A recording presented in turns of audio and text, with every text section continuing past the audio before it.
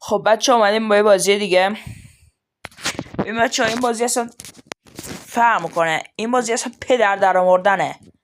ببین میگن دوستان انقدر میگن فشاریه، اصلا اسم این بازی خودش گیم اووره، یعنی فشار، یعنی هیچ وقت نمیتونی ببری، همش باخته.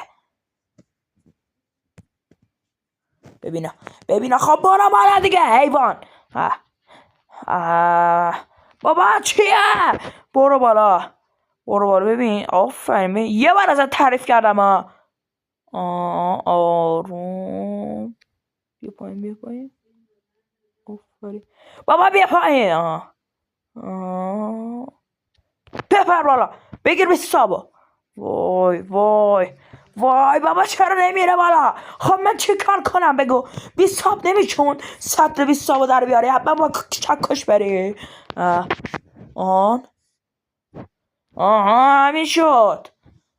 یه ذره خوبه بابا بازیش. یه ذره تعریف کردم ازت، باز یه ذره ازت تعریف کردم کم مونده. به خدا من میرفتم اونجا، به قرآن دارم میفتم، من میرفتم اونجا. ببین من بابا تو رو خدا، بابا من نمیتونم به بازی ادامه بدم بابا.